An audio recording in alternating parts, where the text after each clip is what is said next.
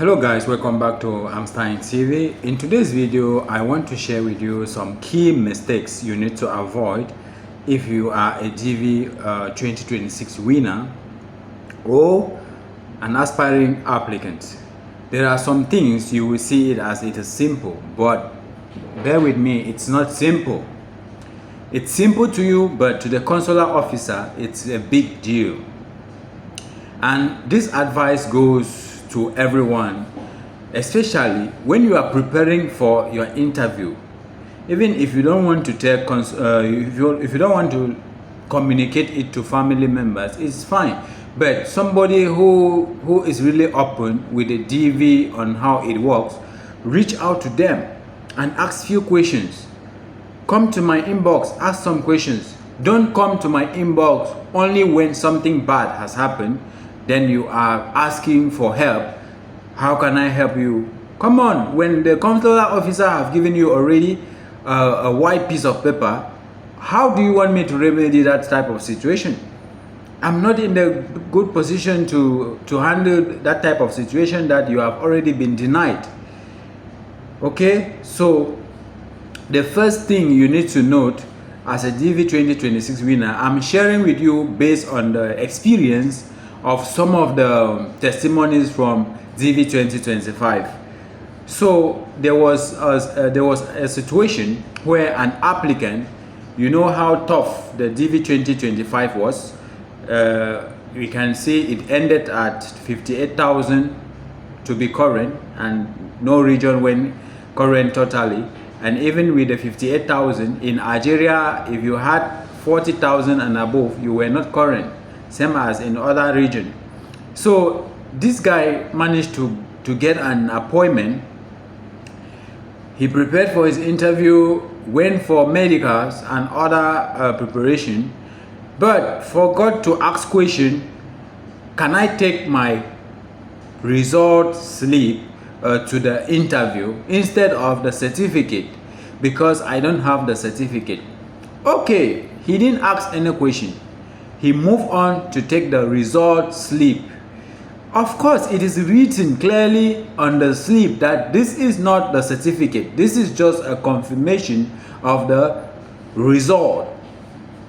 So this guy, he went on to take the result slip to the interview. Guess what? When the consular officer asked him to present his qualification so far as DV is concerned, of course, we know that to qualify for DV, you need to have grade 12 of education to qualify you. That's grade 12 with certificate, not just to present yourself, I attended grade 12 without any certificate. No. So he was qualifying by education. He removed and presented his result slip. The consular officer told him, this is not a certificate, this is just a slip. How am I convinced that you completed grade 12 with certificate? So I'm sorry, you are not qualified for DV. And he handed the guy a white piece of paper.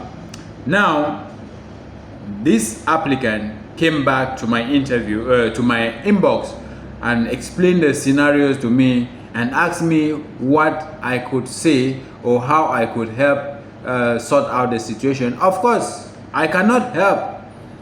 I cannot help. The only help I told him was courage.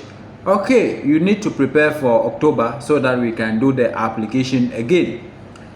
But it's not a guarantee that you will be selected again. It is once in a lifetime, guys. This is once in a lifetime opportunity. It's not a guarantee that you will enter and you'll be selected again. Why miss such opportunities? Get an excuse he gave that his certificate is still at the center, educational center. What happened? Go and pay money and collect your certificate at the center. So I don't know if I gave a bad advice that he should prepare again and apply for the next DV. Although it's difficult, maybe in 1 year you can find like 1 or 2 persons who have been reselected again. So that aside, that's the only advice I can give. Get ready and apply again in October. Okay, that is for interview purpose. The next testimony and what you need to be cautious about is still based on the interview and during application process.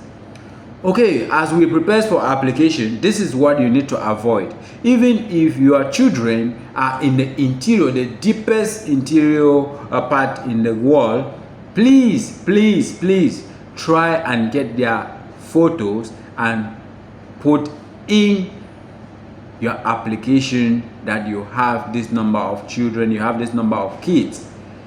Let them be represented in your application. It is going to cost you a lot that you have children and you went and did the entry alone, and after you present children at the embassy, children of 9 years, 10 years, you just take them and present them at the embassy. How do you expect to get the visa? How do you expect to get the visa? Okay, this is what happened. There was a woman with 4 children. She applied alone. She applied on her entry. She presented herself as she did not have children. So luckily she was selected. As she was selected, she also was opportune to get the interview. You know, to get an interview appointment for DV is not easy, especially for the 2025. Okay, she spent money, get all the passport for those 4 children, went for medical, and everything was set. She added those 4 children in their DS260. As she added the children in the DS260, it was good. Everything was going fine until when she presented herself at the interview, and the consular officer asked, "Madam, do you have children?" She said, "Yes, these are my 4 children. Why didn't you include them in the initial entry?" "Oh, they were in the interior. I could not get their photos. It was like this. There was no internet." Come on, that is not a problem of the consular officer. That is how the lady was refused visa. After spending for medicals, do you know how much is medicals? After getting 4 passports, do you know how much is passport?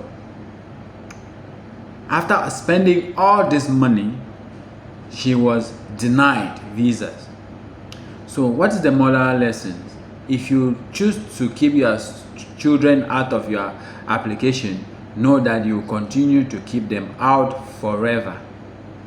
Yes, there are scenarios. If you give birth when you have already entered the DV lottery, that one is perfect. It's understood. When you will present the birth certificate to the consular officer, it will be showing that the child was put to bed after the application. It's good. So please be warned, be advised, do the right thing. Do not just wake up and do what you think is good for you because you feel emotional about it. It's your life, and the way you feel emotional about it, that is not the way the consular officer will be emotional about it too. It's about law, the rules.